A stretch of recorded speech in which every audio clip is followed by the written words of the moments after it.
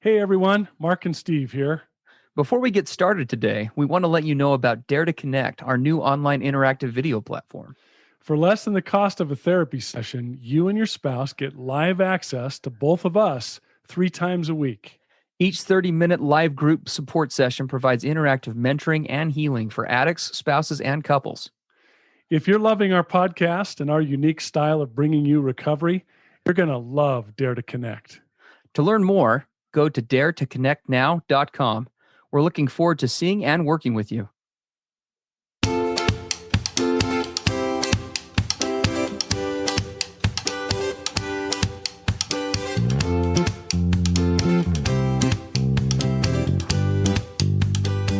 Hey everybody, I'm Steve Moore. And I'm Mark Castleman. We know the pain and heartbreak of porn and sex addiction. And we know the triumph of breaking completely free. Every day, we help our clients find hope and healing. Join us in the fight to take back your life, your marriage, and be stronger than ever. This is the PBSC Squared podcast.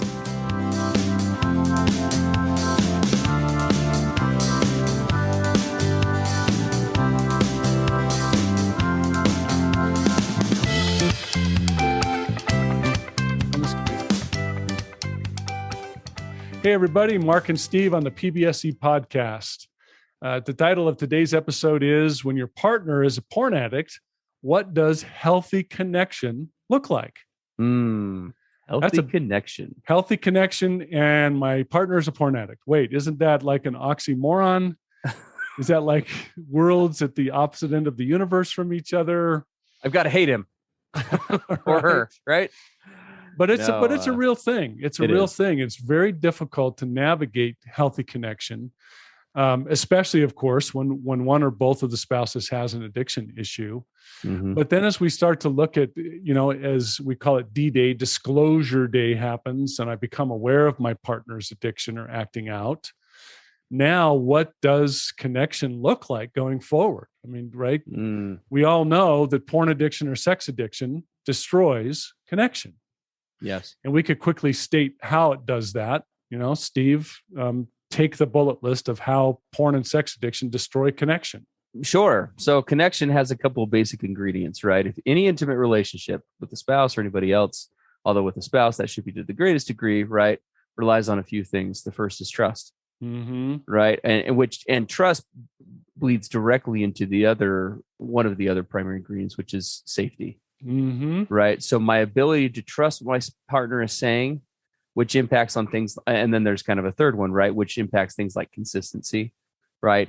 Their ability to follow through with things and commitments versus not, right? And all that stuff. But then safety is this a space where I can be me?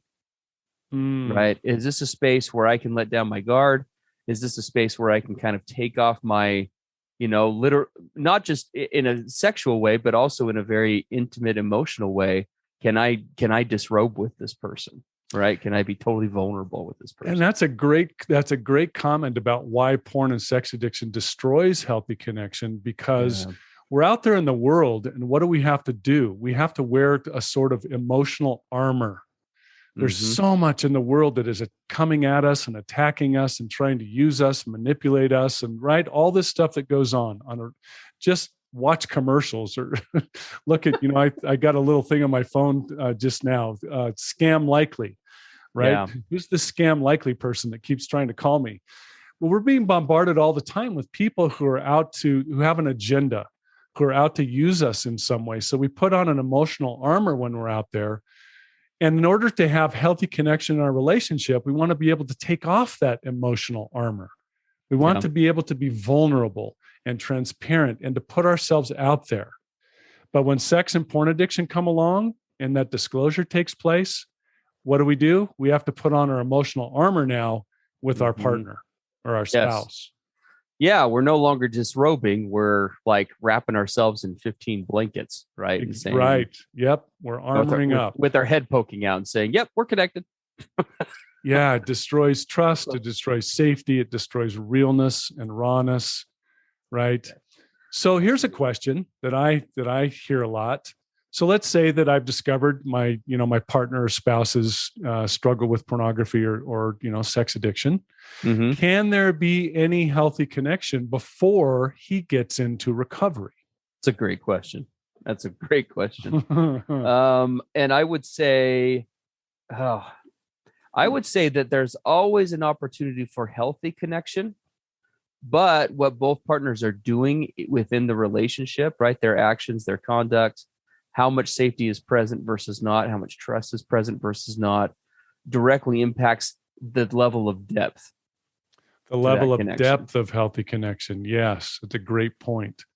Right. And I agree with you. I think even before a spouse who struggles with porn or sexual outlets isn't in serious recovery, there can be healthy connection. But you're right, Steve. It's probably going to be fairly surface, fairly shallow in most ways. But I'll tell you one way that healthy connection could go really, really deep, even before he, quote, gets into recovery. And that's you as a partner being really transparent and vulnerable and raw with your true feelings. Yeah. Putting them out on the table, saying, here's how I feel about this. Here's where I'm at. This is no longer acceptable. Here are the boundaries that I need to establish in order to be willing to continue with this relationship. Yes. Right? That's some pretty deep expressions and some pretty deep, authenticity. For sure. Well, there is some deep connection possible. Mm-hmm. And I would say that's how it is. Getting raw and real, man. Yeah. No, I absolutely agree. I mean, every relationship requires boundaries. We talk about that often here on the podcast, but they become especially important right during this process, because not just for the relationship, but specifically, I think, for each individual within it.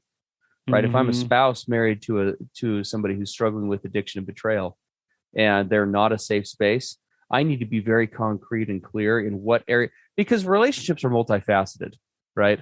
A case in point, I'm working with a couple right now who when it comes to trust, it isn't just as though they trust each other or don't, right? It's not an on-off switch. She fully, absolutely 100% trusts him as a father. He's a great dad, right? Yeah. He's a great dad. He's a great provider. He's consistent. He brings home a paycheck that supports them, right? He does a lot of things right. And we were actually just talking about this the other day. She told me, she's like, if it ever came to like leaving my kids with him for the weekend, right? Absolutely no problem. Like, I don't even hesitate. When it comes to leaving himself alone for the weekend, no way. I'm right? terrified. No trust at all. I'm absolutely terrified because I don't know what's going to happen. Mm-hmm. Right. But I don't even worry about the kids. Right. Like, and that kind of just demonstrates this concept, right? We really have to map out and really get real with ourselves individually, but with our partner too, about, okay, so which areas of this relationship is trust still manageable? Is it still maybe even high versus not? At the beginning, right, when the fallout first happens, I think we kind of globally label it as just like unsafe, right? Spouse, unclean, unsafe. We can't do anything with them. Yeah, you just created a Hiroshima event. Yes. And atomic bomb the whole thing. Yeah, you are the enemy, right? Right, you are the enemy. You are everything. But I think that's where that healthy, beginning to establish that healthy connection, that's where it begins, right? Is examining it a little more detailed and saying, okay, so here are the areas where trust has just been obliterated. Mm-hmm. But there are possibly these still strong points we can build on. There you go. Yeah. Yeah. So connection is possible before, quote, he gets into recovery. Now, once he's in recovery, what does healthy connection look like then? Right. Yeah. Now we can take it to a deeper level. We can start to talk about aspects of connection that were not possible until he got into recovery. So we should talk real quick about what are the areas of connection that are possible once a guy gets into recovery and a partner or spouse gets into, betrayal trauma healing. Yeah. How can we start to connect now in ways that we couldn't before? Yeah. No, absolutely. It's and I think that exploration process, right? That's where you start to kind of gradually build it back, right? As we start to, and there are a couple of ingredients for that, right? We need to be, in order for a spouse, for example, to begin trusting that partner again, or that guy's struggling with the betrayal. We need to be seeing concrete, observable things, right? Yes. That are happening, because trust, when we're rebuilding it begins less, if we're being honest, it begins less with the emotional and it becomes more with the verifiable, right? Yes. To quote a popular phrase from a past president, right? Trust but verify. I think that very much is or as my wife says, talk is cheap, show me. Yes. Absolutely, right? There need to be actual measurable things that spouse who's undergone that trauma and is still working through her own trust issues, her brain, her spirit needs to see things that are observable, that say maybe he's making changes. Yes. So if guys are listening right now, if you're struggling with addiction, trying to get into recovery, or just starting in, or you've been in a while, Steve and I can tell you, if you want to have healthy connection in your relationship, if you want to make deposits to that trust account, you show your spouse that you are actually taking the reins of your own recovery. You're being proactive. You're not waiting for her to jump on your case or kick your butt or keep track of you or remind you. Yes. You're proactively getting out there and doing things of your own volition. And you're showing her, you're letting her see that you're doing that. Yes. Right? You're leading out. You're leading out.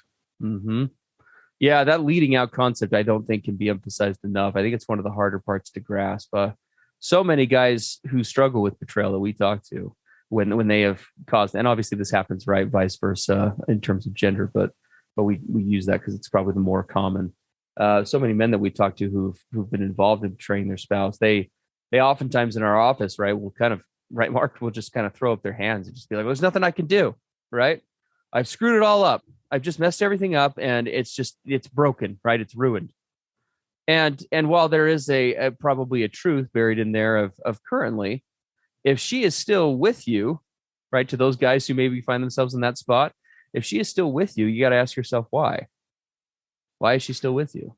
I have guys all the time who will go kind of into that hopeless victim sort of give up mode. One of the things that partially brings them back is I'll just ask them a question. Is she still there? Yes, absolutely. Okay. I mean, we'll talk to, yeah, you're absolutely right. We'll talk to guys, right, where, this problem has been ongoing in many cases for months, years, even decades.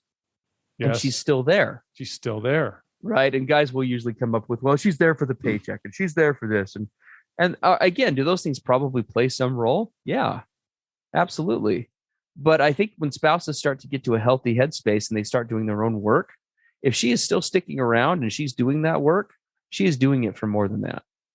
Right. There is some level of hope that you can change, that you can do something different, that trust can be restored, that we can get that connection back. And in most cases, and this is the cool part, we may walk away from this with deeper connection than we had before. I would say that is nearly every case. Yeah, I would agree with you. Where both spouses work it. I find it, I often say, if you come through this catastrophic situation, this literal bomb, this scorched earth, this crazy experience, if the two of you do your work and come through it, when you come out the other side, you will be more welded and bonded. And I say, there's nothing that can break you apart after that. They could drop bombs on you. They could do it. They could use a sledgehammer. You're not breaking that couple apart. Yeah. That's what it's like for my wife and I. We say, yeah, we've been through hell, but look where we are. Yes. Right? That's the hopeful part. So that, sure. So having the person in addiction recovery leading out, being proactive, taking their recovery by the reins and going, doing it without having to be, pursued and reminded and harped on and nagged on is a big part of connection once you're in recovery.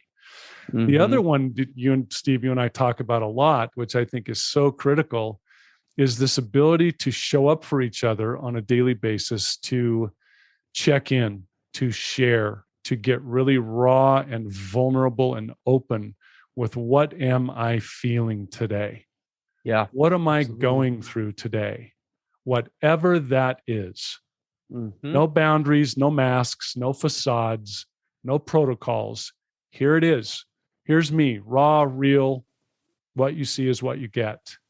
Mm-hmm. If you can begin to dare to dip your toe in that vulnerability pond, so to speak, it is a huge part of your healthy connection as you go forward in healing and recovery, is that raw openness and sharing. Yeah. No, absolutely. I think that's probably a good place to begin, right? For our listeners, if we were to give an assignment, right? It's one thing to share facts, right? And facts are an ingredient to connecting with another person, right? Sharing facts, sharing those kinds of things. But the way we really establish and grow connection is through the sharing of feelings. Yep. And couples, people who listen to this podcast, we know you're kind of there's a wide spectrum of where you are at in the healing process, in overcoming pornography and the other issues that we talked about, sexual compulsion, all that stuff. And so every situation is different. But I think that if for some of you where it's very unsafe, and you might be saying to yourselves, well, this person's so unsafe, I can't even talk about my emotions. You know what? Honestly, that's okay. You know what you could share is vulnerably share about the reasons why. Yes. Here are the barrier. I want to do what Mark and Steve are talking about. I want us to be able to share more, right? I want to share more of myself with you and build that out. But right now, I'm not even able to go there. And these are the specific reasons. These are the specific things that you're either doing or not doing that are really creating a barrier for me to be able to do that. And you open the dialogue that way. You get, that's rawness and vulnerability right there. Absolutely. I can't get close to you right now, and here's why. Mm-hmm. I don't trust you, and here's why. Yeah. I'm not willing to put myself out there right now. Mm-hmm. Let me express to you what that's about. Because that is a starting point, right? If a husband is in any sort of firm footing in recovery, or maybe even not even firm footing, that does provide you guys, right? Those who are trying to rebuild this relationship and that trust, that gives you an olive branch, so to speak, to grab onto and to begin opening a dialogue with your spouse. And we would really invite you to do that from a very vulnerable place, right? Tell me more about that, right? Mm-hmm. Talk to me more about that. And that's where, this is another episode for another day, but that's where you've really got to watch for those ego defense mechanisms coming up, right? And your shame being triggered and all of those things. But if you guys can start a dialogue on that level and just practice hearing one another and being able to hear from your spouse and vice versa, that's a beginning. Yep. We refer to that as leaning in to receive what the other has to share, no matter how hard it is to hear it, no matter how bad it triggers your insecurities or your shame or your anger or your fear. Part of you says, I don't have to sit here and hear this or put up with this. And you want to run away and move away. And we say, nope. In those instances, move toward, lean in. Yes. I want to receive what you have to share, and I'm just going to sit here and receive it. Mm-hmm. That is the beginning of crazy, healthy connection. Absolutely. I love that. So, assignment to kind of close out this podcast. What would we invite our listeners to do? I think it would be what we just talked about. Honestly, I think it would be wherever that conversation is at with right now for you, level it up a degree, right? Take it a little bit deeper than wherever, because you're obviously all on very different places. Pick something that would be reasonably safe to try and share. It could be a feeling. Maybe it's just an experience leading to a feeling. Maybe for addicts, maybe it's an insight into recovery that you gain that day. Right? We talk all the time. If you want a huge pro tip for beginning to establish, recovery, don't just share with your wife the checklist of things you're doing in recovery. Share what you're actually learning. Share how you're growing. Share the insights that you're having, the empathy you're developing, right? Yeah. Those things, that's the vulnerable side for you. Share the recovery experiences that you're having. Yeah, absolutely. Here's what happened to me today. Here's a situation I was in where I normally would have just started fantasizing, but I used one of those tools we talked about in group, and it worked. Yeah. It was pretty amazing. Absolutely. Now, later, I went back to fantasizing, but I'm going to keep trying. Yeah. And it might be something as simple as, I was doing my studies today, or I was doing my spiritual connection work, and I kind of just hit a new level of empathy for you. And here's one new thing that I was inspired about one way in which maybe this has impacted you that I hadn't recognized before. Yeah, I got an insight today into your pain. Yeah. And I hadn't considered that before. Absolutely. Yeah, I love it. Okay. Awesome, guys. Well, this has been great. As always, we covered actually earlier on in the week some topics really relating to this on our Dare to Connect program, DTC. We get interactive and live with our addict spouses and couples with 3 30-minute groups or sessions, we should say, each week, where you can interact with us, ask us questions, and we cover a whole variety of topics on there. We'd love to see you there. You can give that a free 2-week trial at daretoconnectnow.com. All right, everybody. See you next time on PBSE. Yeah. Have a great one, everybody. Bye-bye. Everything expressed on the PBSE podcast are the opinions of the hosts and the participants, and is for informational and educational purposes only. This podcast should not be considered mental health therapy or as a substitute thereof. It is strongly recommended that you seek out the clinical guidance of an individual qualified mental health professional. If you're experiencing thoughts of suicide, self-harm, or a desire to harm others, please dial 911 or go to your nearest emergency room.